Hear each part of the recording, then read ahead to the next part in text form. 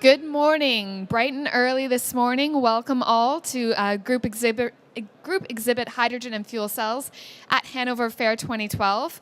We're starting early this morning with a topic that wasn't originally on your schedule, but it will be very interesting, so please do come in and sit down. There's plenty of room. Drinks are on the house. The topic is commercial solutions for energy efficiency and clean power. With me today, I have the CEO of Heliocentris, Abul-Ella. Please join me in welcoming him.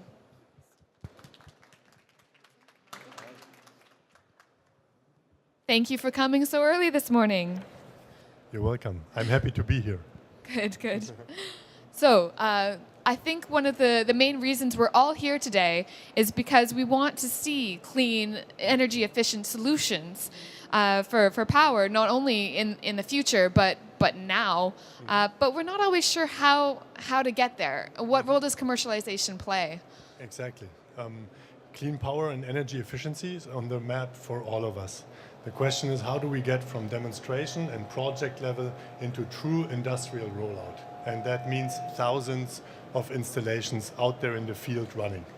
And the necessary condition for that is clearly a commercial viability. If there is no commercial motivation of the customers creating a pull, then the hurdle from project and trial phase into true rollout becomes very tough to take. And this is where we stand today. So I think a lot of companies would really like to get to the commercial stage, but how do you get there? How do you become commercially viable, I guess? Right. So commercial viability is about true payback times that are competitive to our customers.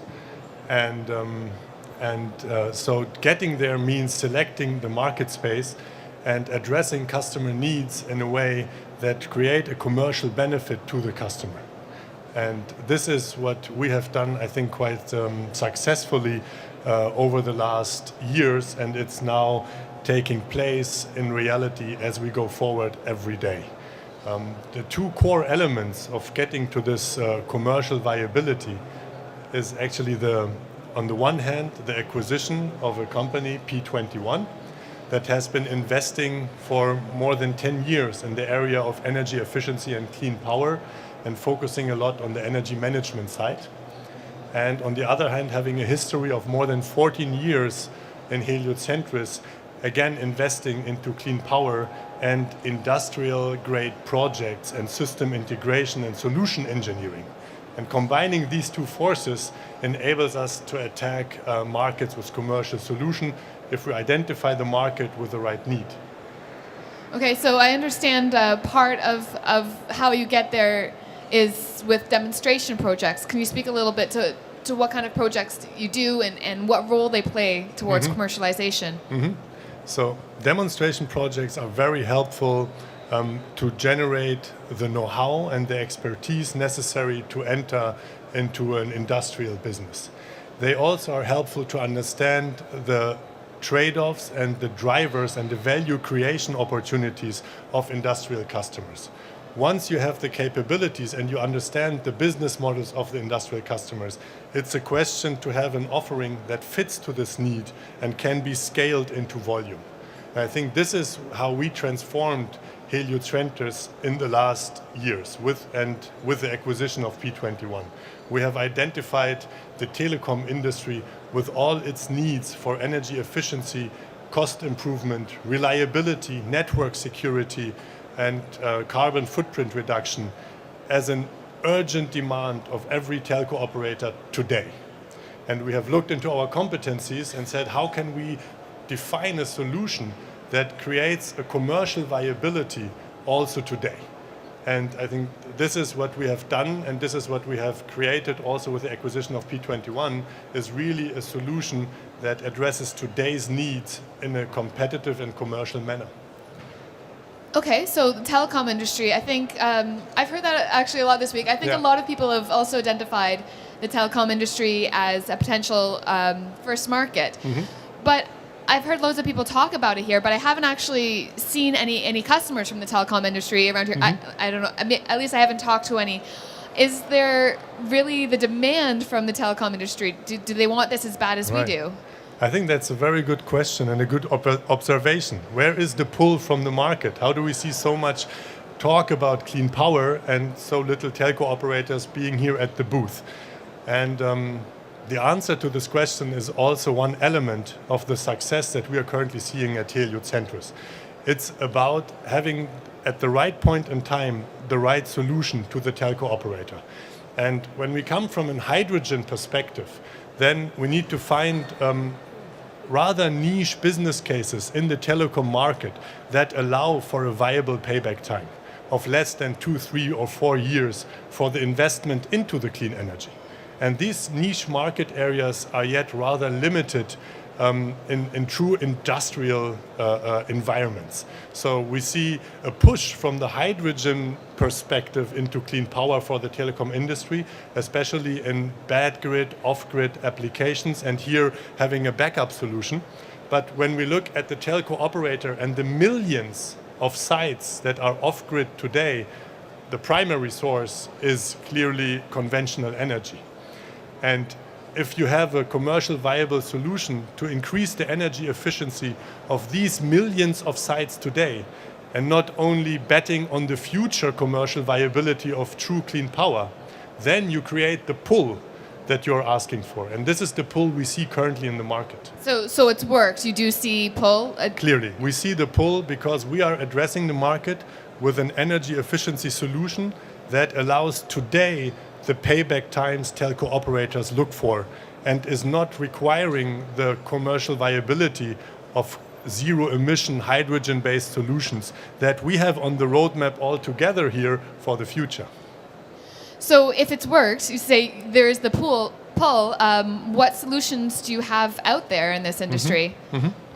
So, what customers? Right. I think what we have publicly announced is, for example, a leading telco operator from the United Arab Emirates, and the company DO. It's a very innovative, fast-growing telco operator, and we are taking the complete base station network of this telecom operator into our energy efficiency solution offering. That includes the remote server structure. It includes an integration of the energy efficiency into their network operating center, and includes high standard turnkey installations at every site that enable a significant carbon footprint and cost reduction, and increase the security and availability of the network. So customers like DO in the Emirates, and we see a pull from many other telco operators for this kind of energy efficiency solution, is the driver of our commercialization. So this is something that's happening now. Are you installing this year, and Yes. how many systems? Yes. We will have this year more than 1,000 sites installed with our energy efficiency and energy management solution. And we look for multiple thousands coming 2013. Congratulations. Thank you. So then, okay, so the telecom industry, that's a great market, a first market to identify. There's only so many towers in the world, I guess. What other market, what comes next? What other markets are there? That's another good question. So many numbers of towers only. So what comes next is important, but I think it's less about what comes next beyond the telecom market. It's actually what comes next as an offering for the telecom market. Just to share some numbers, there are more than 1 million telco sites today, a lot of them being with very bad or no grid connection, requiring energy efficiency and clean power. Around 300,000 telco sites are installed every year in addition to the huge installed base. So it's really a question about what comes next to the energy efficiency for the telco that we have as a visionary question in our company, and not immediately the question what comes next beyond the telco market, as it is so huge. So it's not just a first market, it is a market. It is the market. Okay. So, but do the telecom people actually care about zero emissions? So they just want the advantages that it brings. They care about the economics of it. So where does the push for zero emissions for clean energy come from? Right. It's absolutely right that there is a lot of regulatory pull, there is environmental movement, there is governmental regulations. But bottom line, if you want industrial rollout, you will need a commercial viability. And this means the performance at the right cost for the telco operator. This is achievable only with partners that drive the innovation together with Heliocentris. And we have announced a couple of weeks ago a partnership with ACTA, a very innovative electrolyzers company that is also represented here. We will look for more partnerships in the future to make sure that our energy efficiency today will lead into commercial viable zero-emission solutions in the future. When they are commercially viable, the telco market will have a great pull for them, as we see today for the efficiency. So you're not just competing with all of the other people at different booths here. You're competing with more traditional energies as well. Yes, yes, yes. Today, yes, and in the future, I think there will be a lot of partnerships to address that huge market. Okay. Well, I mean, that's great. We need the push for clean energy to come from somewhere, and if the motivation doesn't come from clean energy, at least we can get it from the economics, and that's at the end of the day, it's all about the money. Right. Right. Are there any questions going along that at this time before I move on? So it's refreshing to talk about it in terms of, well, it's great to be idealistic about all clean energy, but to really get down to it, it is all about the money. So how do you make sure that you can compete with traditional energies when you look at them? Who do you look to try and beat? Your competitors here, or what already exists out there? No, if I look into the business perspective that is driven with very high growth figures for Heliocentris in the next year and maybe years to come, then really the diesel generators and the conventional energy sources are the main enemy. It's enabling technology that beats these conventional energy sources in the future. And you beat them by looking at the total cost of ownership. That includes the maintenance, the operations of the network, as well as the various energy sources that today create cost for the telco operator, and that with our innovative solutions can be reduced significantly. And if you reduce the cost so much that the payback is given, the rollout is ahead. So the main metric that you use to consider system viability is payback time in money, I'm guessing. Yes, the payback in environmental is something that is an overriding driver, and it motivates us every day to wake up earlier and go to work. But what pays our salaries today is clearly the monetary payback. So neglecting this will mean jeopardizing a sustainable future of a company. Okay, great. I'm glad that you do have a reason to wake up in the morning and do this valuable work. Thank you. Thank you. Could you? We haven't actually touched very much at all about what solutions your company does offer. Do you want to speak a little bit about what package you? What does your business encompass? What solutions you offer? So in commercial rollout today, we have an energy efficiency solution that we provide to managed service providers, tower companies, as an energy management system that is highly sophisticated and mainly driven by the software that enables multiple optimization algorithms at the site, and it enables a seamless integration into the network operating center of the telco customer. And given this capability and this offering that we developed with P21 over the last 3 to 5 years, we can enable hybridization technology to become really implementable and real for the telco operators. Hybridization that we know very well from other industries is yet not trivial for a telco operator if you want to do it in a true industrial robust manner. With the energy management and our energy system know-how combined together, we can do the genset efficiency, the monitoring and control, and the network operation solutions that we provide today to the telco market. Great. I think the whole package sometimes is a little overlooked. We tend to get very technical into the different components, and So in these demonstration systems, and you've identified an industrially, commercially viable solution, what does that solution look like? Is it fuel cells, batteries, electrolyzers, all of it? Right. What is the package? Right. So today in commercial rollout, we have a solution that on the energy side comprises rather conventional hybridization technologies.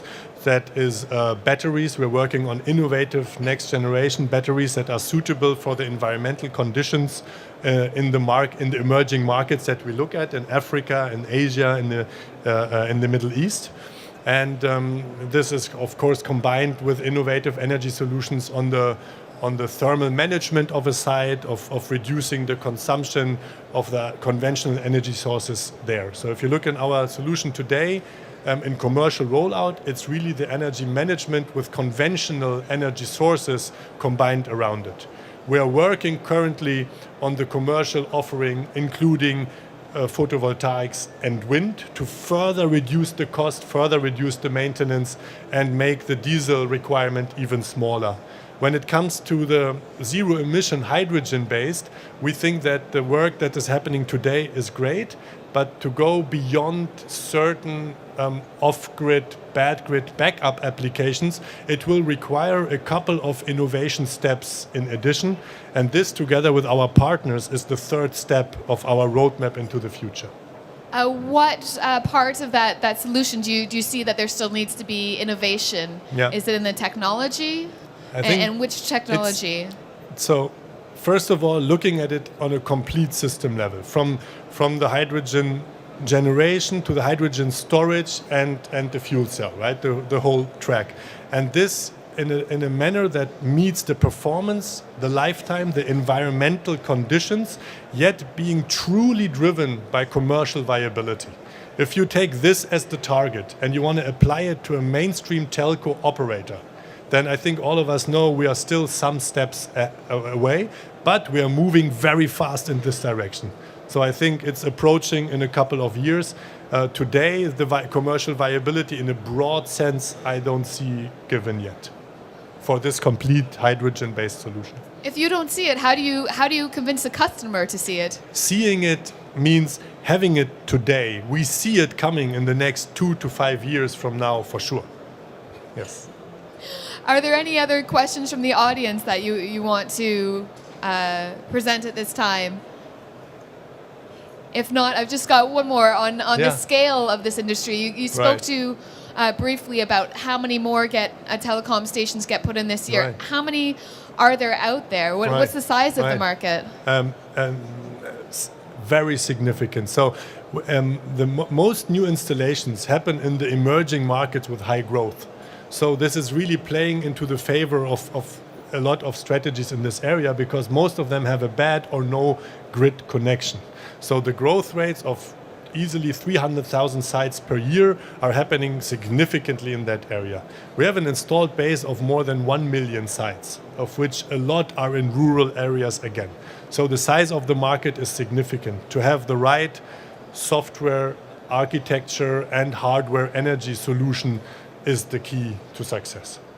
And then speaking to the lifetime, you would need to replace these systems, hopefully not too frequently. Right. What kind of lifetimes are you aiming for? So a minimum lifetime of 5 years. And we're talking here about continuous operations and not simply the duration for a backup site. So continuous operations of 5 years is where we are already today. And is that a demand, is that a standard set by the industry, by the telecom industry? Right, and moreover, it determines the commercial viability with which we started our journey. So once you compromise on the lifetime, you will start compromising on the payback times, and you will move away from the commercial. So standards are one thing, but commercial viability requests the lifetime as a must factor for your solution. Okay, so if I'm understanding correctly, the main way to get clean energy out there is have it competitive, have it commercially viable. Yes.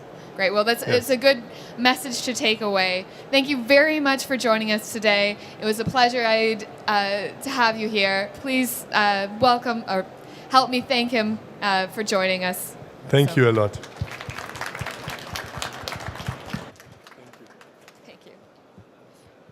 If you have any more questions for him, please do visit Heliocentris at booth C54, just over in that direction. So please do stick around. We've got another talk right after this with Fuel Cell Today. We have Marge Ryan, a market analyst here. Thank you.